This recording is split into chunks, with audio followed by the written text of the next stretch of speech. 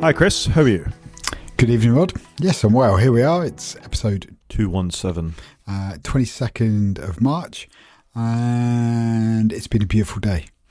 It's been pretty good. I drove from Swansea to Cardiff. I had to move my eldest briefly out of university. It was glorious in Swansea. It was quite cloudy in Cardiff, sort of a bit overcast, and then glorious when I got back to Swansea. So, yeah.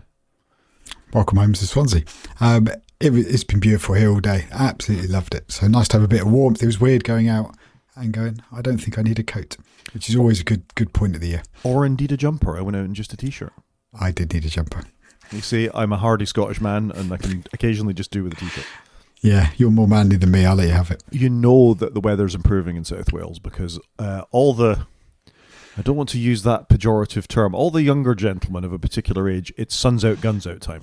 I was just about to say guns out. Yeah, the t-shirts come off, taps off, as we'd say in Scotland. Yeah. Is that a saying? Yeah, tops off, taps off. Okay. It's a Scottish equivalent of suns out, guns out. And Understood. Yeah, there they were, walking on the promenade, promenading on the promenade even, I think, like peacocks showing off their... peacocking. Yeah. So yeah, that was fun. Should we do some follow-up? Here in the Cotswolds, we don't get our guns out when the sun's out. Just saying. Yeah, it's. I think it's a particularly Welsh thing, but taps off is a thing. Yeah, good. Follow-up? Yep, this tip. So straight off the bat, we have Microsoft obviously reading the room a little bit for the first time in a very long time, and apparently insisting that it's deeply committed to the quality of Windows 11. And the very first sort of quotes in this article from Ars Technica last week impresses me. Reducing unnecessary Copilot entry points. I mean, there's a management speak statement. Have you seen one? Yeah, entry points. You mean cruft.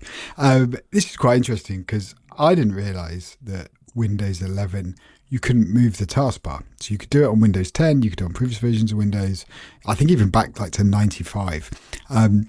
Because I've been using, what's it called? Azure Virtual Desktop. So on my iPad, I've got an Azure Virtual Desktop for work purposes, but it's really annoying when the taskbar's right at the bottom where the Apple swipey indicator is to, close the Windows app. And I was like, I'll just shut the taskbar to the side. That'll be fine for what I need to do. Can't do it. I was like, what? You've always been able to do that. And then this came up in this very article of one of the points of, oh yeah, we're also going to make it so you can move the taskbar because we've never done that before.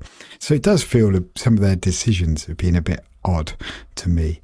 Why they didn't allow that to move, why they've bloated it with Copilot everywhere. And then they're also talking about the default widgets are going to be less, I can't remember how they phrased it, less in your face kind of thing, less chatty. And it's just... come on, I do think Windows 11 is pretty good. It's got some character to it. I think it looks good. Rod's shaking his head for everybody. And not that I choose to use it personally on a daily basis, but I do have to use it from time to time. But there's just some of these things that they should have down now. And Apple is equally just as guilty about software quality at the moment. But it's interesting to see. I had to reread the article. I was like, I didn't realise Windows was having an Apple quality moment as well. Yeah, I think it's a bit harsh on Apple, actually, to compare the disaster that's Windows 11 with Tahoe. Tahoe looks bad, but it still performs okay. In the main, there's some bugs and things like that. But the egregious mess that is Windows 11 is a whole different thing. I do have to use Windows 11 every day because I remote into it. And it's slow and baggy and nags me, and it just generally drives me crazy. The change from our Windows 10 virtual desktops to Windows 11 virtual desktops has, I say, resulted in at least a 50% slowdown in my productivity because it's really, really bad. I can click a start menu on what was the same virtual machine and almost count a second before the menu pops up to give you the start menu. Now, that's not really good enough. I mean, that's not the thrust of this article. I think the wheels started to come off for Microsoft when all the ads started to go into the installation screen and all the ads started to go into the start menu. They weren't real apps you would see when you click start. It was an advert for WhatsApp or an advert for Xbox Live or an advert for whatever it might be. And then the commitment to jam Copilot everywhere, including Notepad. I mean, what are you thinking, Microsoft? Copilot doesn't need to go in Notepad. And then the things like recall and all the bits and the statement that 30% or 40% of the code, I forget exactly, I might be making it up now, slightly, was going to be written by AI for the kernel of Windows going forward. I mean, that is just a sequence of bad, worse, wrong. Wow. I have thoughts about it. Yeah. Yeah, I'm kind of with you to a point. I think I hate the installation screens; they're awful. Um, a lot of Windows I do think it's okay, and it's got its character. And I think they've done a good job with their design language. To be fair, I can't find anything in settings though. Settings is not it's as bad as Apple. It's on a par. I think they're both equally awful. But no, I was just surprised to see this article in there. But actually, like I say, the taskbar piece, I was like, oh yeah, I was thinking exactly the same just this week. I mean, I do like this quote at the start. If you were eating in a restaurant and the head chef came out from the back multiple times to loudly proclaim that the kitchen was deeply committed to the quality of the food, would you find that reassuring? Well, no, you'd think they'd been kicking it around the restaurant floor. You would, because you'd assume that they're doing a good job by default and they shouldn't have to. Yeah, agreed. So I got issues with this, and I don't get me wrong, I think Apple could be a lot more vocal about what they do in the background for recording your interactions with the desktop. What analytics are you actually taking? And that's something I chin Microsoft about all the time, is that no matter how you opt out to analytics, unless you have an enterprise account, they're doing it anyway, and they switch it back on through updates and all the rest of it. And Apple are very quiet about that, and I would like them to say, no, we don't record more detailed interactions. Frown, but it's true. They're not as upfront as they could be. No, I'm frowning because 100% they're recording stuff. Like, I think it came out once of like how much they recorded about App Store usage, and it was insane. Like the amount that they were tracking. It was like, really? Like, do you need to do that for every app? Like, can we turn all that cruft off, please, and have fast apps again? Yeah, I think it's a problem. I really do. For both major operating systems. And at some point in the future, we're going to have to start talking about the age verification thing that seems to be coming to all operating systems, be it Linux, Mac, Windows, FreeBSD, whatever. The fact that they're going to start putting that in and being able to verify you across things is something we'll talk about probably in a main show for a later podcast. But I mean, this is good. It's Microsoft saying they're going to sort of roll back a little bit of their more egregious in-your-face things. They haven't said anything about how they're going to roll back. You must have a Microsoft account, and all the things you got to do when you sign in, and have you thought about Microsoft Office and yada yada yada that they put at the start. So one step forward, 3 steps back. I don't know. Maybe this is the snow leopard year for everybody. I think there's only ever been one snow leopard year, and even Apple can't stick to that anymore. They say, no, we're just going to do improvements. Oh, apart from these 15 things that we might actually get around to doing by next September. Yeah, everybody's got too big now. That's the problem. Yeah, it's not very good. Moving on, we had the Apple Watch story from a couple of years ago. There was a company called Masimo that was suing Apple in the United States. They managed to get a trade import ban put in place, effectively, where Apple were copying the way that they were measuring blood oxygen on the devices. So Apple had to stop allowing that sensor to happen. They put in some sort of workaround, and I forget exactly what that was at this point. Do you remember what the workaround was? Not in detail, but it basically does it all in software. And it uses the iPhone to compute, if I remember correctly. Yeah, it would take it off board, and maybe even it displays it on the Apple Watch, but the calculations happen on the phone or something like that. Anyway, this workaround has been ruled as being legal by the ITC, so Apple can continue to do this workaround in the United States and ignore Masimo's patent. I'm not surprised that Apple's workaround was all fine, because you've got to imagine that they legaled a lot of this before they did the work. They go, right, this is what we think we're going to do. This is what we think the workaround is. Legal team, give us the thumbs up or the thumbs down. And yeah, so not a big shock at all here. I don't know. You think they should have done that before they violated the patent, really? Well, there is that.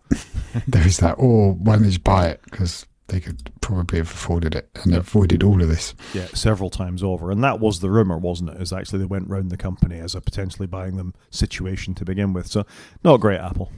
We've got some more of that coming up, I think. We do have a bit more of that coming up, and that's a nice segue into what the CMA is doing. So we talked about this in terms of the American situation, that Adobe weren't going to be able to get away with charging their full cancellation fees. And, I think I've certainly been through this when I went with about 6 months left of the contract left to go to try and cancel the Adobe thing, because I bought it for my daughter for a graphics course. She didn't need it anymore. It wasn't very expensive. It was like £12 a month or something like that, because she got it on a student account. And when I went to cancel it, it was like, you now owe us £400. And I was like, wait, what? But apparently this applies in the UK, obviously I live in the UK, but this came into place in as little as 14 days of using your Adobe account. You would still have to pay 50% of it. Yeah, it's absolutely bonkers, isn't it? So the deal here is you've signed up to a year, and you want to cancel it say after a month, you've then got to pay 50% of the annual price, so at least 6 months worth of it. And if you then carry on with the cancellation, you don't get to use it for 6 months, but you basically use it to the end of that month, but you've then paid to use it for 6 months. So either you leave it running and you put a calendar reminder in and get some use out of it, or you cancel it and swallow a massive bill. I mean, this is just horrible. I mean, as much as we have lots of subscriptions on the iPhone, at least you can cancel them all at will the moment after you've subscribed. And I often do that. I often set them to cancel. And that way, if I want to renew it, I'll deal with it when it comes up. But I don't usually leave them enabled by default. But Adobe here it's horrible, isn't it? What horrible behaviours they're exhibiting. It is. It's really dark patterns, isn't it, that they do. So this is the Competition Markets Authority in the UK is going to look into this in the same way that they are in the United States. Hopefully they'll rule on the side of the consumer, because this is just, as you say, it's fairly scummy behaviour. If you need the tools, fine. If you're a content creator or you live all day in Photoshop, then awesome. You know what you pay for Photoshop and you pay it and you're happy to pay the subscription. It's how you make your living. However, you know, a student that just needs it for a couple of months, or somebody who would want to download Premiere to try it out for a little bit, having to be stuck with all these fees, I think it's not great. And I feel it makes me feel a bit odd, because I always used to think of Adobe as the good guy. You know, the PDF became a standard format. I think for the early days of printing and Apple, they had quite a good reputation. Photoshop has an amazing reputation of being the rock solid way that you manipulate photos. But if they're going to behave like this, why wouldn't you relearn your workflow in Canva or Affinity Photo or the GIMP or one of these other alternatives to this? I get you're embedded in a workflow and you're much faster doing it in the thing that you're used to, but if you're going to charge you this amount of money, it might be worth spending a little bit of time relearning. And there are so many other competitors out there now that are a lot more modern in their approach of you can just sign up and cancel at will. It's crazy talk. But this really puts me off doing anything with Adobe, to be honest with you. But this is the pattern, isn't it? I mean, you could apply the same sort of thing to Microsoft Office, really. They get you sucked into a particular workflow, and then there's the monthly ongoing payment. And we see Apple doing it now with their Creative Suite thing. So this all bothers me, which is why I think you should always, and won't surprise anybody who listens to this podcast for more than 5 minutes, you should go and investigate the alternatives. You should try and embrace LibreOffice for a little bit and see if it does 90% of your workflow, and can you just live with the 10% that it doesn't. You should try out the GIMP or Affinity Photo or one of these other competitors to these things, just so you don't end up on a hiding to nothing by paying a continual thing. And then you see things like Adobe did, which we talked about last year, where they briefly switched off content, or they asked for rights to content creators' vaults. So all the cloud stuff that was being stored, including Duncan Jones, who was making the new Rogue Trooper film, losing access to all of his material because he hadn't done that. If you're in the middle of making a multi-million-dollar Hollywood film, you shouldn't be hold over the coals for this kind of stuff. So I just think it's fairly nasty behaviour. Yep, they're a pretty egregious company, I think. Okay, we can both agree that Adobe are up there with Facebook. Yeah, they come a close second at this point. They come a close second. And who knows what they're doing with all this content that's being created. Presumably they're applying their own LLMs to that. It's put me right off wanting to do anything with Adobe, I'll be honest with you. Fair enough. How about Google? You happy with them? I'm not sure I've got anything to do with Google. I occasionally watch YouTube, and that's probably about as much Googling as I do. I have a complicated relationship with Google. This, however, is the news that we reported on a couple of weeks ago that Google were going to take sideloading out of Android. This was going to be a big deal. Lots of people depend on this to install APKs. It was a major point of differentiation between them and iOS, that the fact that you could just download a package off the internet, install it on your phone, after taking a couple of boxes saying, yeah, I'm a developer, yeah, I know what I'm doing, and they'd let you do it. They're still going to let you do it. It's called an advanced flow, according to this article from Ars Technica last week. And the settings go like this. Enable developer options by tapping the software build about 7 times. In settings systems, open developer options and scroll down to allow unverified packages. Flip the toggle and tap confirm you're not being coerced. Enter the device PIN or unlock password. Restart your device. Wait 24 hours. Return to the unverified packages menu at the end of the security delay. Scroll past additional warnings and select either allow temporarily 7 days or allow indefinitely. Check the box confirming you understand the risks. You can now install unverified packages on the device by tapping install anyway option in the package manager. Wow. Do I have to do like a dance at the same time, or stand on one leg and pat my tummy? Like, this is insane. I agree it's insane. However, do you remember you and I saying that Apple should allow this, and there should be a checkbox that says, yes, I know the world is going to end if I allow this to happen. Just give it to us, Apple. I mean, it's an awful, stupid rigmarole to go through, particularly the 24-hour wait, but at least they let you do it. Yeah, true. At least they let you do it, but this is just idiotic, in my opinion. It is over the top. I mean, 24 hours. I get the argument Google will make from this is if you're being scammed or pushed by someone to do this very, very quickly. You know, if there's a device limitation to stop you doing it, you can see why they've made that choice. But it does feel over the top. It does. Yeah, the whole thing just seems dumb. Yeah, I don't know what to say about it. It's just stupid. The world has gone slightly mad, I think, at this point. The world has gone very mad at this point. In one way that is better, though, or no, maybe this just does verify the madness. Do you want to tell us about what you can do with an iPhone 16e's back panel? So is this one where you can put the 17e's back panel on the 16e and get MagSafe in your year-old phone, which you didn't ship with last year? I'm assuming it didn't ship with this last year for cost saving, but it just seemed a stupid thing for them to have left out, in that it already did Qi charge in the 16e, but just didn't do MagSafe, which is Apple's one where you can have a MagSafe charger and it magnetically snaps in. I'm glad they've added it this year, because I think you kind of want all Apple's phones to have a certain minimum sort of benchmark, and for me, MagSafe was one of those things. It's been in the iPhone since the iPhone 12. I love it. I use it all the time. And I was surprised they didn't have it in last year's phone. I thought that would be a non-negotiable, but whatever, they didn't. And they put it in now. But it's interesting, it literally uses the same part. So there you go. Yeah, you can literally swap the back off. It will do everything. It will charge at full speed. It will work with the magnets. What it won't do is give you the nice little animation to say that a MagSafe device has been connected to it, which, let's face it, that's a nice, it's not a must-have.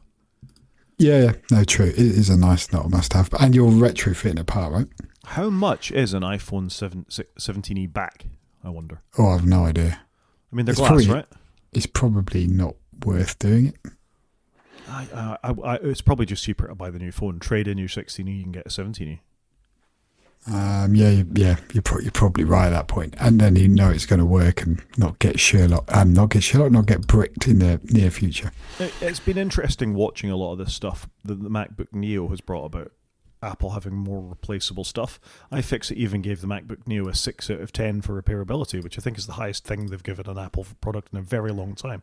So I would agree. Something is going on. This still, it's funny, it's worth having a look at the 95 Mac article and watching the YouTube video for how small iPhone is if you are trying to change things. And they say here that changing the USB-C port is still much more complicated than it should be.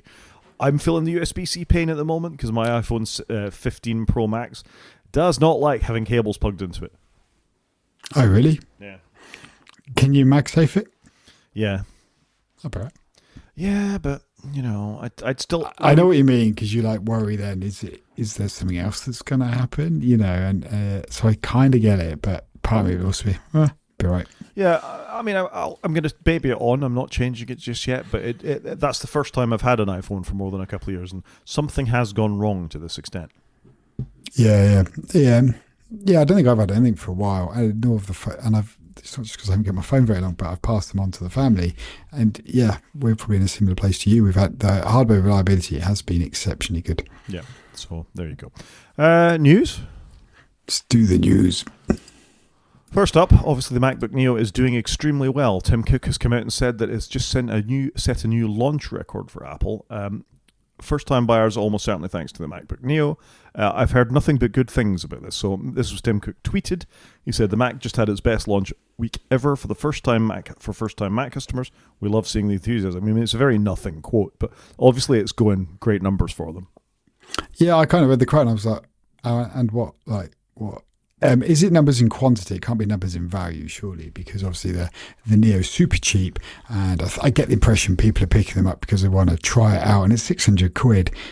If you run a business, you can easily obviously write that off as an expense. You've got children interested. Both my children picked one up and had a look, and they're not Mac people at all, and they're both gone, That's pretty cool, actually. I really like the look of that. So it's quite interesting. I think they're tapping into that. And actually, for a child to save up for one is probably more feasible than any other Mac they've ever launched. So it's quite interesting. I mean, that is true in the sense that it is the cheapest laptop they've ever done. Obviously, the Mac Mini is cheaper as a desktop. But no screen, no keyboard. This, you just buy this. You don't need anything else. Yeah, I agree. And like I say, Well, hang on, unless you're in the UK, in which you do need a plug. Yeah, it doesn't come with a plug in the UK, does it? I mean, it's been interesting listening to some of the American podcasters going, I'm going to buy it to have a downstairs computer. And I'm thinking, hang on, have you not already got a laptop or an iPad or a phone? Do you need a downstairs computer as well? As much as I love devices, the more devices you have, it's just a pain to keep them up to date, have everything installed. And I know lots of things are in the cloud, but you've got the app updates. So I can't, that's not for me. I am tempted to buy one just because I think they look cool, but I don't know what I'd do with it. So we did talk this week. I sent you a screenshot of my daughter's computer, which had an uptime of 3 years effectively. It was over 1,000 days. Yeah, she did uptime on her MacBook Air 8 gig M1 of something like 1,300 or 1,185 days, I think it was. So that 8 gigs of RAM has done pretty well for her over the last, and it's used intensively. She writes her university stuff on there, assessments, does PowerPoints, watches YouTube, watches things in Plex and Jellyfin. So the laptop is not used, and I looked at her Chrome tab situation, and she must have had a good 50 open. Wow. Okay. I am disappointed though in you, Rod, in that you've not instilled in your daughters that they must install security updates and But she's obviously very happy with the things. So, do your kids always listen to everything you say? I don't really listen to anything I say. I rest my case, I think. Yeah, fair enough. Like, you got to pick your battles, right? You got to pick your battles. So there we go. MacBook Neo doing gangbusters. I've not seen a negative thing about it at all anywhere on the internet so far, I don't think. I think the general consensus is fair play, Apple. You made the right level of compromise between cost and functionality, and they've absolutely smashed it, yeah. Which is rare because often they get slated for being too expensive or they've compromised a step too far. So if they can drop the MacBook next year, Neo, with the better phone chip and 2 faster USB-C ports and 16 gigs of RAM, or at least 12 gigs of RAM, 12, I'll take it. Yeah, that would be an amazing upgrade. I worry that the problem they've got now is a lot of people are going to go, I'm just going to spend £600 every couple of years and not bother buying £1,000 one. But they're still walking into an Apple store to do it. You know, they're not going to Walmart or they're not going to Tesco in the UK or Costco or something like that. They're walking to Apple and they're doing it. And let's face it, I think there's a phenomena in pundits like us who must have a MacBook Pro, even though they don't need a MacBook Pro. You can write your script and you can do your YouTube video and you can, run Final Cut Pro quite well on one of these more limited devices. So I think Apple will be okay. And if what they manage to do is get one of your 2 kids to buy a MacBook Neo, who wouldn't have thought about it in a couple of years' time, they've got a customer probably for life. Yeah, that's fair. And you and I have said it for a long time, haven't we? Like the Air is more than most people need kind of thing. So, and Apple have also obviously agreeing with that. Yeah. Somebody else that might be agreeing with us is the UK government over their position on Palantir. I don't think this will actually change anything, but obviously Palantir, big American company run by Peter Thiel, has lots of contracts with the US military, Department of Homeland Security, the NHS here in the UK, and the Ministry of Defence. However, this is the government promising to take a bit more of a look at how those purchases were made and what ongoing contracts are. So I think this is a good thing. I doubt it will make much difference because they're the big dog in the room when it comes to it. Basically, it feels like paying lip service. Yep, we keep paying Palantir, but now we're going to think about it before we pay Palantir. That feels how that's going to go. I mean, we've seen their commitment to this kind of thing with the Fujitsu thing. We're not going to pay Fujitsu anymore. Oh, we'll award them another contract and another contract and another contract. And for all the talk about distancing ourselves from the United States slightly where possible, it's absolutely just lip service. Yep, what a load of horse manure. It's ridiculous, isn't it? To go out for amounts of money like the 330 million NHS federated data platform thing without looking at alternatives, doing the bidding process fairly, is just nonsense. Yep, you and I are agreed on this one. It does feel like nonsense, and this definitely feels like lip service nonsense. Yeah, and we'd be hauled over the coals for doing it in our companies for not having a fair and open, competition process where you approve for the correct bidder. 100%. Pants. Agreed. Something else that might not be pants, but probably is everything apps. So we've talked about them before in terms of WeChat, and obviously Elon Musk wanted to do one with his Grok and /X app, whatever that's called. But what we're seeing are both OpenAI, and if I can open up the other link as well, Google trying to do everything apps for their Gemini and ChatGPT products. So we see from Gemini it beginning to test a dedicated Gemini app for the Mac, and we see from ChatGPT it trying to put its various bits of the code app, the browser app, and the other bits and pieces all into one thing. And I can kind of get this. Why develop 2 or 3 apps when you can just develop one? But it just feels like we're getting to that point where it's just a thing that lives on your computer all the time. Yeah. Is this the future of Mac apps? Is AI apps? That's what this smells like. You can kind of see a little bit with ChatGPT. Yeah, we've launched the browser. We've got the codecs. We've got ChatGPT. You could kind of see them working together. I'm sure it's going to be a horrible piece of bloatware, but you can see the logic in what they're doing here. They got one app to maintain, to push out to people. I don't know if I want these as apps. I'm quite happy just to consume as a website. I've gone back a lot to websites, I think, more recently. Yeah, my interaction with the LLMs is via a web page. I don't want them to install it. It makes me paranoid. I think it would be a double standard of me to go, Microsoft Recall's a terrible thing, and then allow Gemini in to look at every single thing that I do on my computer. Yeah, I would concur with that statement. So, I think we need to build up some trust first, and some quality apps, and I'm not sure they're going to do either of those two things. The thing is, they don't need to be. If you watch the way, and let's face it, there's more and more LLM use, and you hear it more and more when you're out and about in the world of people talking about their interaction with ChatGPT, helping it make their decisions, putting in their job adverts and their CVs and all the rest of it. It's just part of the world at this point. If and when it bursts, though, I wonder who'll be left standing. Yeah. I don't know what I think. Yeah, I don't know. It certainly feels... Sadly, ChatGPT are, from a branding perspective, are the other forerunners in all of this. I think they're going to end up being the Xerox, though. I think they'll be. You reckon? Yeah, I do. I think Google, if you look at the deals they're making behind the scenes, they've got an ongoing deal with Samsung. They're going to run Apple Intelligence. They've got their own Gemini thing. They've got all that stuff in Android phones. I think there's quite a lot of the background of Perplexity and a couple of the other companies make use of Gemini. They're still in a march on a lot of the competitors, and who would bet against Google? True, and to be fair to Google, they were a bit slow getting out the gates, but they've really caught up. You can't, Gemini's become more and more of a thing as every day's gone past. I don't disagree with you. I think you've got a good view, but I'm curious to see how it's going to play out. I don't hear a lot of people talking about Google, but you're right, maybe they are the ones that will pick up the crumbs. Yeah, I mean, the ones I use, I think the top ones are Claude, because I use that a fair bit, and Gemini from time to time as well. They've got a clear lead as far as I'm concerned over Copilot. Yep, fair enough. Anyway, that's enough about LLMs. Instead, let's talk about something else that's driven me completely batty over the last few years, and that is the iPhone keyboard. We showed a video on YouTube from a British guy who did this a couple of years back, just filming himself typing and how inaccurate the iPhone keyboard was. I think just anecdotally, everybody I speak to thinks it's worse than it ever was. Certainly I do. Do you agree? Yeah, it's been driving me crazy more recently. Yeah, it's rubbish. Anyway, apparently they're going to fix it in 26.4. The release candidate for that came out last Tuesday, I want to say, and people are saying it's better. Are you running this release candidate? I know you like a release candidate. Oh, maybe. I can't really comment whether I think it's better. I think I need to use it a little bit longer. Maybe I'm saying that, though, because I haven't really thought about it. I didn't even know this fix was in there until you put this in the show notes. So maybe it is better, but I've not really thought about it. So give me another week and I'll report back. But I think maybe there is something in here. I mean, it is frustrating because this was one of the killer features when the first iPhone shipped of how good the keyboard was. Obviously, got slated for not having a physical keyboard. And Apple were like, no, this is good, trust us. And they were right, and we all got used to it. And all the phones went that way. And then I don't know what they've done in the last couple of years, as you've said. So maybe it is better, and it hasn't annoyed me as much, but I've just not really thought about it. Fair enough.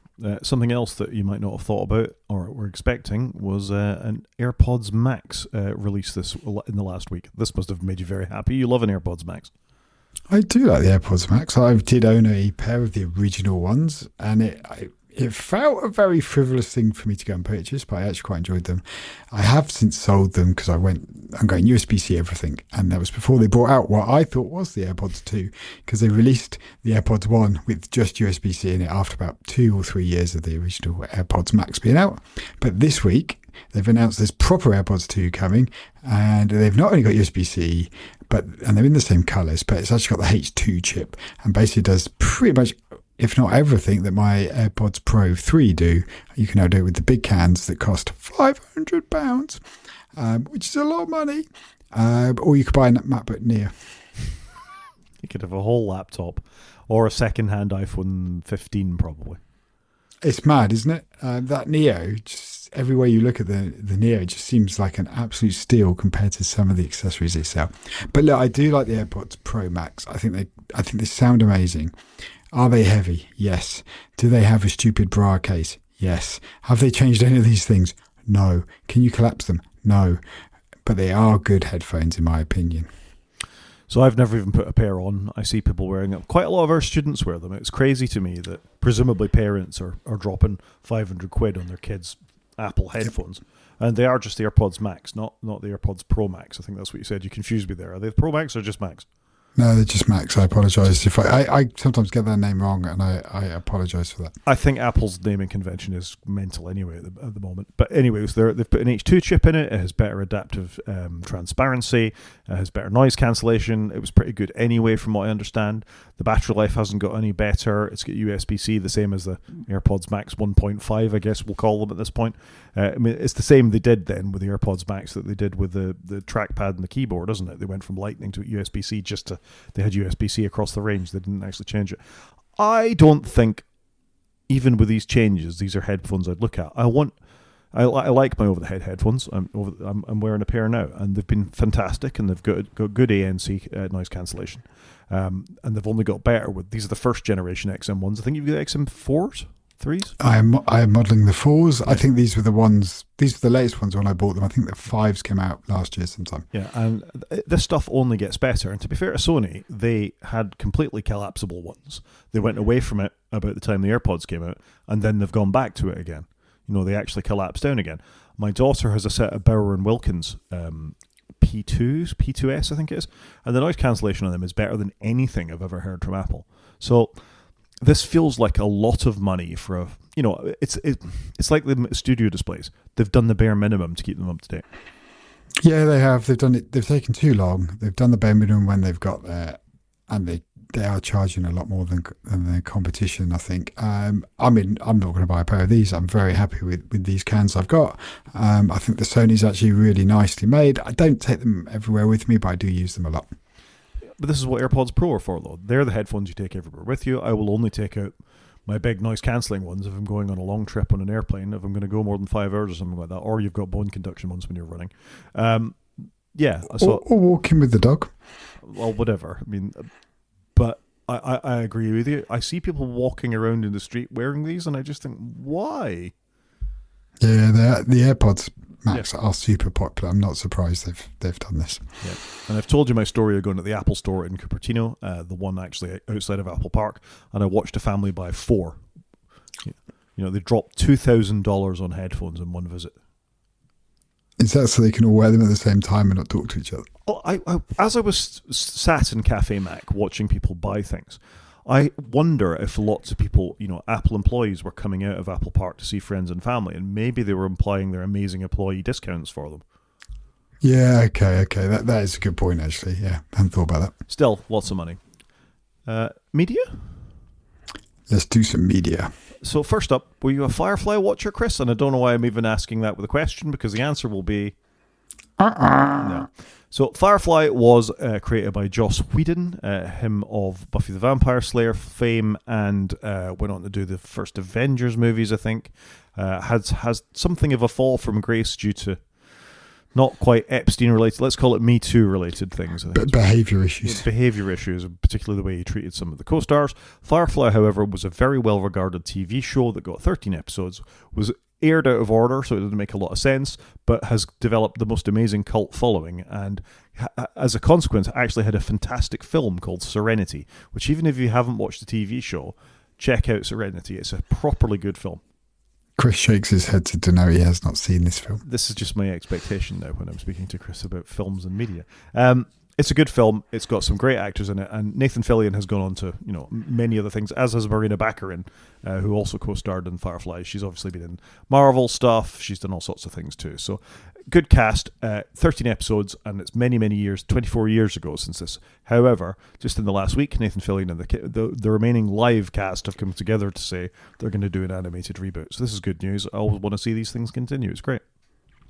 Do you think it's going to hit the mark, animated reboot? I think there's enough fans out there that mourn its passing that it'll do all right. Okay, fair enough. Yeah. So that's just a PSA if you didn't know. Next up, I have continued my Bond watch, and I'm doing quite well. I've only got 2 left now. Yeah, I must confess, the Daniel Craig era, I get confused which one's which. So this is You're going to have to help me out here. This is probably the one that was best regarded. It had the Adele song at the start. This is Skyfall. Yeah, okay. So Skyfall, I did like this one, if I remember correctly. I think Quantum of Solace was disappointing at best. But Skyfall did feel like they got the good elements of Casino Royale, a bit of some good action, and then they actually made a good film out of it. Yeah, I think it's fair to say it was a good film. Some interesting choices. It does turn into Home Alone towards the end of the film, which was a bit ridiculous. You've got all the resources of MI6 and you go and hide in a Scottish castle with no guns. What's going on with that? Yeah, agreed. It was a bit Home Alone-esque. Javier Bardem is very good in it. I think that's quite an interesting. They could have done a lot more with that. It's a decent film. It's a 6.5, 7 out of 10 film for me. Daniel Craig's very watchable. The set pieces are very well done. Spoilers, they kill off Judi Dench towards the end, so you end up with a new M. It's a very solid film. And the next one, Spectre, I seem to remember wasn't great. It had some more questionable stuff in it. I did see a review of Bond as a series that apparently Roger Moore had said, you can see it happening. They'll make a film and it's too serious, so they'll make the next one a bit campy and full of gadgets, and then everybody will react badly, so the next one will be serious again, and you can sort of see that heartbeat of the movies as you go through them. Yeah, okay, that kind of makes sense. I think Skyfall was good though, because it showed some great scenes in London, if I remember correctly. Like, it was really enjoyable, I think, how they portrayed London. Yeah, the Skyfall London scenes compared to the the Pierce Brosnan one in the boat, was it Die Another Day? Down to the Millennium Dome. Yeah, it's a better film than that. And again, 100%. My conclusion from watching them all is I like all the Bonds. I used to be a bit down on Roger Moore. I used to be a bit down on Pierce Brosnan, but it's the scripts, man. It's not the actors. Yeah, I'm with you. I generally like, if a Bond film is on, if I were browsing TV channels, I would probably watch it and be quite content. And I've moved to Metacritic away from Rotten Tomatoes because I was getting advertising warnings from Rotten Tomatoes. But our score from other critics is it's an 81, and the score from users is 7.6 out of 10. So this seems to have been well received both by critics and by people who enjoy Bond films. Why critics out of 100 and users, I'm guessing, out of 10? Why aren't they on the same scale? I have no idea. Okay, understood. I mean, let's face it, it's more or less the same thing anyway. They scored a 76, didn't they? We can do that conversion. Yeah, no, I'm cool with it. I also managed to watch another film last night, one I missed the first time around. Have you seen the film Hackers, Chris? No, I don't think I have. Do you watch films at all, Chris? I usually quite like a film. Right, well, don't watch this one. Wow. So are you aligning yourself with the critics' review? Very much aligning myself with the critics' review. The most generous I can be to it is it's of its time. This was Angelina Jolie's first movie. It has, wow. Yeah, okay. It has, his name, I've just completely blanked on his name. Sick Boy from Trainspotting. I know. I saw him pop up and I can't think of his name. British actor. Johnny Lee Miller. Johnny Lee Miller, who plays Dade. And a couple of other actors who are like Matthew McLillard, who was in the Scooby-Doo films and stuff like that as well. And it's got Bunk from The Wire in there as well. So there's some decent actors in there. Interesting. It's got Fisher Stevens, who plays the Plague. I assume that's a hacker, but he's in Succession as one of the Weasley PR men. So that was interesting. He was in Short Circuit, if you've seen that film as well. I have seen Short Circuit. Love Short Circuit 2 as a kid. What a film. So Short Circuit, he plays it's very inappropriate and wouldn't be allowed these days, but he's an American actor and he plays an Indian actor with an accent. Yeah, is that him? That's him. Wow. Okay. I've just blown your mind, haven't I? Yeah, because I can place that character even now. Anyway, Hackers. Very, very of its time. Everybody is rocking around on a PowerBook, an original generation color PowerBook, the black one. Their hacking involves them sitting typing their keyboards while various animated globes and electrons grow across the screen and skulls go and laugh. And it's problematic if you know anything about computers at all to sit there and watch it. So this was 1995 is when this came out, and they've all got names like Cool Zero and the Plague and stuff like that are their elite hacker names. Meanwhile, the FBI sort of rush around in the background trying to catch them. Yeah, it's not a good film. It's not a good film. The fashion is questionable. They go around everywhere on rollerblades because that's how we're all going to move around in the future, isn't it? And just the hacking is so deeply, deeply unrealistic. A challenging film, but I tell you what was good about it is the music is all early, mid-90s dance, so it's full of The Prodigy and Faithless and things like that. It was the best thing about it. There wasn't a single American song in there, I don't think. It was all British techno. Oh, okay, all right. I'm probably not going to rush and watch this one then. No, don't rush it. I think the critics are definitely right on this. It's a less than 50% movie. Understood. This is almost all me this week, isn't it? I've not watched any TV this week. You need to sort it out, man. There's an interesting visualization from Information is Beautiful, who are always worth looking at things with the way they portray things. And they've ranked the top 50 TV shows of all times, not just by taking from one list, as we have just done with Metacritic. They've gone through all of the major sort of watching sites and taken their ratings and collated them together to give you a sort of fairly definitive list. So if you look here, this is the critics column from Metacritic, and this is the users column from Metacritic. But also in there we've got IMDb, Rotten Tomatoes, Flickster, Just Watch, all these kinds of things. And I won't go through all of these, but I almost can't disagree with their list. I might put Game of Thrones above Breaking Bad, but Breaking Bad, the greatest TV show of all time, then Game of Thrones, then Chernobyl, which is phenomenal. I haven't seen The Sopranos. I have seen Band of Brothers, and it's very good. And I have seen The Wire, and it's excellent. Whoa. You've not seen The Sopranos. I've seen The Sopranos. No. You don't get to do this to me. With all the stuff you haven't got to watch, there's no whoas here, okay? Yeah, okay. This is quite cool. It's quite interesting, though, because something like Breaking Bad and The Sopranos, for example, have got many seasons, right? And so it's hard, I think, the more seasons you have to crank out something that's so highly respected and keeps that level up, because it's hard, right? So this is interesting because Chernobyl has got one series. It was quite a short series. I'm going to say like 6 episodes, I think, if I remember correctly, because I have seen it. So it's interesting how something so short as the one-off can compete with something that went on for 10 years or so. I think it looks quite good. I'm surprised Sherlock's up there so high in number 9. That one stood out to me. I liked it, but I don't know. I wouldn't have put it there. I'm assuming The Office that's in number 17 is the American Office. Almost certainly. Succession, for me, is definitely up there. I thought it was fantastic. And also, I was just trying to look for Mad Men, and that's in at 21. And then Mr. Robot's in at 24. I did quite like Mr. Robot when it came out, I must confess. Severance, 27. I don't disagree with this, to be fair. I think they've done a good job. I don't know what this one is here on the right, but they don't like anything. All the reviews are negative. Well, then I'd have just deleted them. They'd lose. Well, they like Breaking Bad and Game of Thrones, and then nothing. Yeah, they're skewing the rest of the list, aren't they? Is what they're doing. Yeah, they should be allowed to vote. Yeah, there's some interesting ones on here. I mean, it's nice to see British shows in here, like Line of Duty sneaks in at 36. I'm quite pleased about that. Fleabag has done incredibly well. There it is at 12. So, and Peaky Blinders, obviously. So you called out Sherlock, and technically Chernobyl's a British production because it was Sky, right? Yeah, I think that's right. So, I mean, this is good. I think this shows Britain punching above its weight, really, considering the volume of money that's spent in American TV shows. Yeah, it's fair. I think it's a good list. You're right. It is good, and I feel bad I've not watched enough of them. And of course, Game of Thrones is filmed in Northern Ireland largely, so that's true too. Never seen it. You've got to get with the program, man. You don't. You're not allowed to shake your head at me and that again until you've watched some of these. I don't even know when I could even do it though, because committing to a TV show is quite a thing, and for me, I'd have to watch all of it all the way through, start to finish. All right, so let's just look down here a little bit. Many of these are only 2 seasons. For example, Mindhunter is a 2-season show. Yeah, so that's probably a little more doable for me, things like that. Whereas committing to Breaking Bad would be challenging. That's fair, and It's Always Sunny in Philadelphia is ongoing. Yeah, I'm aware of it because obviously I've seen it.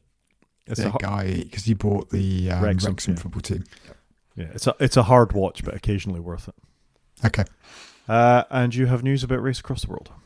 It's a very small PSA because I literally haven't watched any TV, but I'm excited because Race Across the World is back and they're going to go from Europe to Mongolia, which is cool.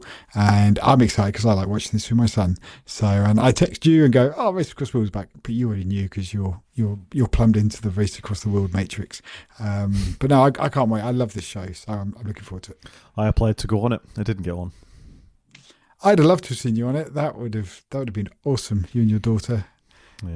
Yeah, I love it. It's a great show. It's always rewatchable. It's the perfect mix of a TV show. There's drama in there. There's a bit of reality stuff in there. There's a competitive element to it. It's just a really good show. Amazing locations. As well. I agree. I would talk about games, but I've only played Slay the Spire 2. I don't think I've actually played anything this week. I've been a bad person. Work has taken over and I apologise. We've all got work, mate. We've all got work. I know, but I'm not getting any games or TV in it, and I haven't read very much, so I feel not been a good week for fun stuff for me. Although I have got news and books later, which I haven't read yet. Ooh. Should we do a main show? Let's do it. Okay, so we just thought to do something different that we haven't done in a while, that we would talk about the first apps we install on a brand new Mac. Now, it's interesting looking at our lists here. They're very different, Chris. They are very different because I don't install that many apps. How do you want to do this? Do you want to do 1-1 or should we go through one entire list each? I don't know. One might work. That'd be interesting to see what our first apps are. Okay, let's start with you then. What's the first? You've got a brand new, shiny Macintosh in front of you. What are you installing on it? You're going to hate this, but it is Microsoft Office because I use Office a lot. So for me, everything Microsoft is work. So generally when I've got a Mac, I'm setting it up for work. And for me, it's Office, which is Outlook, Teams, Excel, Word, PowerPoint. They're those sort of 4 or 5 apps. Oh, and obviously a bit of OneDrive.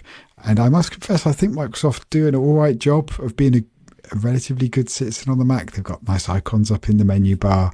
The apps look pretty good. They've just done a massive OneDrive update that makes it feel more Mac-esque. I think on the whole, yeah, they're doing all right. But for me, it's Office. Use Office a lot. And for me, everything in Microsoft is Office, and everything over here in Apple land is personal stuff. So that's how I delineate when I'm using my own device. So I stopped you from putting iWork in here because I said it comes with the device. You don't need to install Which I it. had kind of forgotten, I think. Yeah, I mean, it used to be a thing you had to pay like a nominal fee for iWork, but for a very long time, you just needed to claim it on the App Store. Yep. Which I do have. So I do use iWork as, like I say, for my personal documents. But like I said, Office is a pretty good app. If you got to use it, you are supporting the big behemoth, though. Yeah, which obviously on my work Mac, of course I install I have it installed. I don't use it at the moment. I do have the OneDrive client because that's how we synchronize a lot of our things. I do use the Outlook web app rather than the Outlook desktop app because that's how I get my work email. But I'm trying not to use Word, Excel, PowerPoint. I'm trying to use the LibreOffice alternatives. Yeah, on a work Mac, absolutely get it. I understand it. It's just you're going to be compatible. You're going to get on. You're going to take the corporate coin and you're going to get on there and you're going to have it because you don't have to pay for it. It's interesting you make that distinction about for your personal stuff. No, you don't do it. You use pages and numbers and all that kind of stuff. Yeah, that's what I use for my personal stuff is pages and numbers because I've always used it. But I'm probably different to a lot of people in that I have one computer that I use for both work and personal. Yeah, so I mean, this podcast Mac is not a work Mac. I have no Microsoft stuff on this at all. If I didn't do work on my Mac, I would have no Microsoft stuff installed. That's interesting. Okay, so I mean, maybe I should have been more specific about this. But I said the first 5 apps you install on a Mac, so Microsoft Office is yours. Mine is Alfred. So Alfred is a sort of Spotlight replacement, you could think of it, but far more powerful. You can install the free version. If you pay for the Power Pack, you get more features. You can have workflows and all sorts of things like that. But what Alfred gives me, is all the bits that are missing, i.e. it does actually find the things I search for on my Mac, unlike Spotlight. It does do text replacement that works. So if I'm trying to leave an email signature, I can do $sig and it will overwrite in any text field the text that I'd rather have instead. I can search for files, folders. If I wanted to use it as my clipboard manager, I could do that too. But it's solid, stable, and has been with me for many, many years. And it's my automatic default of what I install on a new Mac. Yeah, I used to use Alfred a lot, but I must confess I just use Spotlight, whether it's good or bad. Even modern Spotlight, which I see the improvements, but I just find it so slow. Command space to bring up Spotlight. Oh no, I want to copy from the clipboard, and that's Command 3 or something like that. I want to search files, that's Command 2. It's rubbish. Why isn't it just one search? I haven't got into all those new commands. I just use Spotlight like I always used to. Sorry? I'm not a power user. Are you just using Spotlight as an application launcher, or do you search for stuff with it? Pretty much an application launcher, because usually when I want a document, I know what I'm looking for and I go and find it. Okay, I won't judge. I have judged, but that's fine. Second act for Chris is iStat menus. Yep. So I like my iStat menus. I have it up in the top right. I just like to see the numbers, so I can see I'm using 70% of my memory, 21% of CPU. CPU's at 48 degrees, and my SSD is 62% full. Why? I just like it. Does it change anything you watching it? Occasionally when I'm like, oh, why has Teams just crashed? And then I look up and go, oh, I've got loads of CPU left. It wasn't that. So it's just the app. No, I don't know. I just like to know it's there. And if my Mac ever goes slow, I can just look up and go, I'm all right. See, I think back in the Intel days, I would have installed this because they ran like furnaces, and you'd look up there and you'd see your CPU temperature was 84 degrees, and you'd think, well, that's not good. But genuinely, since we switched to Apple Silicon, I've felt no need to run any of the iStat stuff because it just performs. Yeah, no, I don't disagree. I probably don't need it there. I just like it there. I think I like to just be able to glance up and go, okay, it's all right. Fair enough. I think it's fine if it's what you like and what you install on your Mac. I wouldn't think, for me, it's not an essential. I don't need to know. I can bring up the activity monitor. I can swipe top in the console. I can get a feeling for what's going on without having it. Which isn't to say I didn't use it back in the day, but I just don't see the point in it anymore. You probably introduced me to it, to be fair. I probably did, because, I like the new shiny. Agreed. For me, the second, occasionally first, if I'm not paying enough attention to the thing I install, is Mackie. Mackie is a clipboard manager that the Mac should have come with from the start. I can copy text. I can do Shift Command C when I want to get my pop-up menu, and you can see from the store here, it will show you everything that's in there, including pictures, with quick applications to get to it, and it's free. And I don't understand why anybody would use anything else, frankly. Yeah, why don't I use it? I don't know. It does take a slight change in mindset to get used to having a clipboard manager with everything in there. But if you are copying, pasting around a bit, it's super helpful to have it. And even Windows can do Windows V these days, or is it Windows C, and bring up the whole clipboard manager that Windows has built in that's better than what comes as default on the Mac, even with the new Spotlight. I think the problem I have is because I still use my iPad a lot. I can't do any of this stuff on there, so I try and work one way, and not necessarily the best way, is it? Yeah, I'm maybe as with media, I'm going to educate you and try and push you out your comfort zone and trying some new things. Yeah, that's fair. Third thing Chris installs on every Mac he gets. This is so I can podcast with you, is Audio Hijack in case I need it. So I've got two Macs and this is installed on both. And for some reason, my recordings are always really low, but I do install it on all my Macs. So this is by Rogue Amoeba. It's a great little app. It's a bit confusing on your first use and a little daunting, but very clever once you understand how it works. And you can basically go, here's some sources. I want to do something with them and record them. It's a really good app and I have bought it and I would recommend it if you need to record any audio because it's super clever. It's not cheap. It's $69 or equivalent pound value. It is an amazing app, though. I will say that it's audio glue. Again, it feels like a lot of these apps that certainly I install and ones like this for you feel like they should have come with a Mac anyway, that you should be able to manage the audio in this way. You should be able to pipe the audio out of that in the next thing. It's streets above what you can get on Linux. I don't know enough about Windows audio capture to know what you do on Windows, frankly, but for the Mac, I feel like it's almost a default purchase. So I'm not going to argue with this one. I think Audio Hijack's a great choice if you record audio. Yeah, it's fantastic. And the guys at WebAmiga make some really good software. And out of all of our lists, I think this is the most Mac-like Mac app that either of us are recommending. Yes, it feels like an old school Mac app, definitely. It's developers who love the Mac and took pride in it in the same way that the Omni Group used to, and probably still do, but I don't work with a lot of their stuff anymore, to be honest. Rogue Omega do great Mac apps. Yep, same. For me, the third thing is Homebrew. So I almost couldn't think about using a Mac without Homebrew. I've become so dependent. I've become a very terminal-based person. I think I blame this on my Linux. Yeah, I personally don't understand enough about it, and so I just haven't got into it, but I know you are a big Homebrew fan. I'm a huge Homebrew fan. So once you've installed and you can copy and paste, always understand what a terminal command is doing before you paste it in the terminal. But if you copy and paste the shell script there on their web page, let it do its thing. Import one thing into your path. It gives you the instructions when it's finished installing, and you think, okay, what am I going to install next? Oh, I'll install Mackie on my Mac next. You do brew install Mackie, and it just goes off and gets it. You don't need to fight your way around a web page. You don't need to navigate anything. I want to install Firefox. Brew install Firefox, and it just goes and does it all for you. You don't need to click around the web doing it. Even commercial apps as well. Why would you not want that? Yeah, I can see. I just need to build my trust in it, I guess. You can trust it. It's been around a long time. Okay, fair enough. In fact, I think it's probably been around since just after OS 10, I think. Yeah, I don't know why I never really got into it. I'm an old school, I'll go to a website and I'll download something. Yeah, I mean, that's fine, but this has just made my life so much easier. And Brew Update and Brew Upgrade, and it upgrades all your software as well. Again, it just makes your life so much easier. Fair enough. For example, if you decided you want to dabble around in Android software development, brew install Android Studio. It'll go and get all the dependencies. It'll satisfy all that stuff for you, and you're up and running. You don't need to go through 15 pages of Google's website trying to work out which downloader to get. Yeah, okay. Yeah. I don't know. You still don't sound convinced. No, I'm not a big terminal person either. I'm a visual learner. You say so. Chris's fourth app, Nova.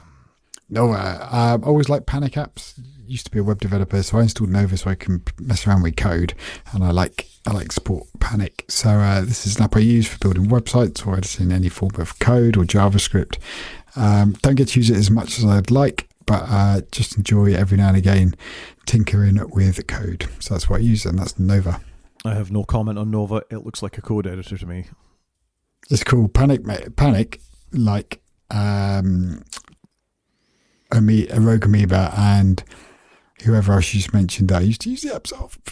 Omni Group make Mac apps, and I think it's a cool Mac app, and they put their own little bit of panache into it, and I like it. So if I want just a bare bones text editor, I bought BBEdit version 12 many, many years ago. That's the one if you want a bare bones one. This is more of a project-based solution. And when I want a more project-based solution, I install VS Codium, which is the open-sourceified version of Microsoft's Visual Studio Code, and it does all this. Yeah, that's fair enough. I just like Panic. I always have liked Panic, so that's why I use it. I'm genuinely not criticising your choice. I get this. I mean, is it not a bit odd that you're not a web developer anymore, but you sort of default to installing a development platform like this? I'd like to be a web developer, I think. Rather than a Swift developer, you'd choose this over extra. I'd like to do a bit of both. I'd just like to do more coding. I just don't get to do it anymore. Fair enough. The fourth app I always install on every Mac that I have is Tailscale. I am a big fan of Tailscale because I have a split site at the moment as to where all my servers and computers and things are. This has proved to be particularly useful if you have a house and an office or a couple of houses or one by the beach. This effectively lets you join all your infrastructure together into one. It can, in its simplest way, you can use it as a VPN, where if you're out of the country and you wanted to VPN back to your house, so you could, watch iPlayer or something like that when you were there, or you forgot that file because it was on your NAS at home. Tailscale lets you do that. It lets you join computers up. You can publish websites effectively on it with URLs known to you, or you can put them outside without opening up ports on your router as well. It's a phenomenally powerful thing, and they do a great job of making some really complicated tech very straightforward and simple.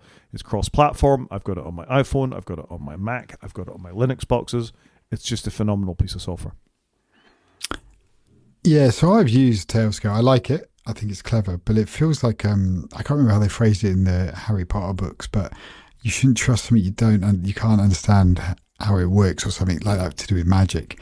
And this is one of those things. I like it. It works really well, but I don't understand how it works. And maybe I'm not clever enough to understand it, but it is very clever, and it does generally just work. It's very neat. It's basically just WireGuard, which I think is what you use to connect to your UniFi switch when you're out of the house. Yeah. That's what it is. It's WireGuard. But it just blows my mind. Installing an endpoint and it just works. It just blows my mind. It is very clever. Yeah, I like it a lot. I'm a big fan of Tailscale. And like I say, it's a default install because once I've got that, the next thing I install are things like sync things so I can synchronize my own cloud stuff across all my computers, and Tailscale just enables that for me. Yep. Fair enough. Festivitas, because it's Christmas. I love this app. I booted up a Mac and I didn't have my Christmas lights on it. And I was like, oh, I need to install this app. So this is an app. It costs like a couple of quid. It's just cool. I love it. I use it on my Macs. I like having the lights across the top. I just think it looks awesome. It gives it a bit of character. But it's March. You can have lights on. It's fine. You can do pumpkins for Halloween. I don't know if they've got anything in there for Christmas. I'll have to have a look. Well, they've definitely got Christmas. It's called Festivitas. Sorry, not Christmas, for Easter. I don't know if they have some eggs or bunnies for Easter, but I just think it's a cool app. I like the developer, and it's something I enjoy using. I didn't know they did pumpkins. I'm looking. They don't tell you any of this on the website. It's just Christmas. It's got snow and Christmas lights. Yeah, the website is a bit basic, but it's a good little app, and the guy's done a cool job with it, so I quite enjoy it. I just don't, of all the world of apps out there, the thing you choose to install fifth is a Christmassy one. I don't install a lot of stuff generally on my Macs. I just install stuff when I need it. I try not to proliferate my devices with lots of apps I don't need. But this is one you do. I could have gone with my sixth one, which is normally ExpressVPN for when I'm on like coffee shop Wi-Fi and stuff, but I just thought it was a bit boring. You got Tailscale for that, man. Yeah, I still just have ExpressVPN. I don't know whether I should route my traffic back home. But again, you could use your UniFi stuff. You could have the UI, manager, and then you wouldn't need to pay for a VPN. And I've bought the ExpressVPN. I did like a 2-year deal a year ago, so I'm partway into it. But I just generally use that when I'm on crap Wi-Fi. Excuse my language. That I just want to just because I'm nervous if somebody's snooping or whatever. Because I don't want to. I don't know. It's just I take a long time to change habits. I think you're learning that. I think that would have been a better choice than Festivitas, but who am I to judge, mate? Festivitas goes on first, so you can have the lights on whilst you're installing your VPN. Last but not least for me, I go back and forth with password managers. I have come back to Proton Pass, which I also bought a year's thing when 1Password were about to jack up the prices and doing some questionable things. So they're a Swiss company. I gave them an amount of money. I forget exactly how much money I gave them. I guess if I click the Get Proton Pass thing, no, it's going to want me to sign in. For individuals, there you go. No, that's not helpful. They really want you to sign in, Rod. They really want me to sign up. I'm hoping that for the video, none of my passwords and things come up here as well. Anyway, it's really good. I'm a big fan of it. It works really well. It does the fill-in thing that 1Password does if you get two-factor authenticator codes and all the rest of it. It works really well. It's cross-platform again, which is really important to me. It works on my phone, my iPad, my Linux boxes, Windows machines, Macs, everything. And I've been quite enjoying using it so far. I do have a backup. I self-host my own password manager as well. So every so often I'm extracting from Proton and I'm putting it in there. Should they do something questionable that I'm not happy with? There's all the things that you'd want about this password has been involved in a leak. It will generate passwords for you. It will hold two-factor authenticators. You can put your passport and driving license in there. It's just a very complete app that's very simple to install and get up and running. And one thing I really like about it is you don't have to enter your password all the time. You can put in a PIN code instead. And that's a big deal when it comes to a password manager when you're unlocking them multiple times per day.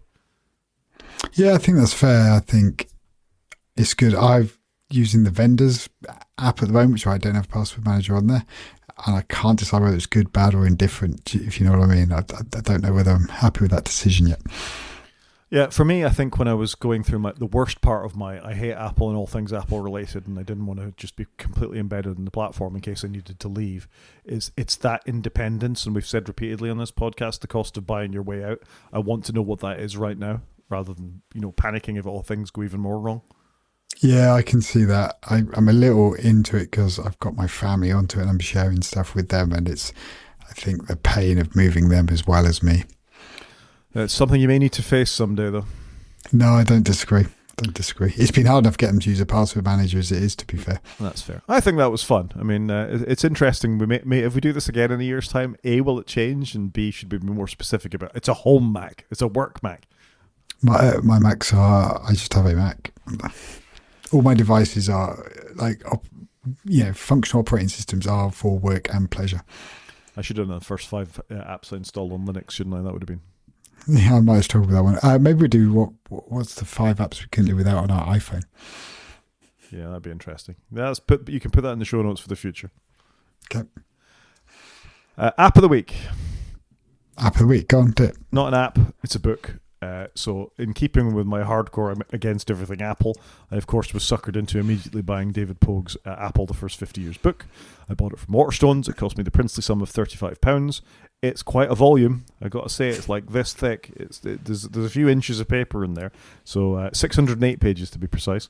So yeah, it's quite a book. I was inspired to buy it by watching the CHM YouTube documentary on the first 50 years of Apple, and David Pogue gets a bunch of people up on the stage, and I just thought, yeah, you know what?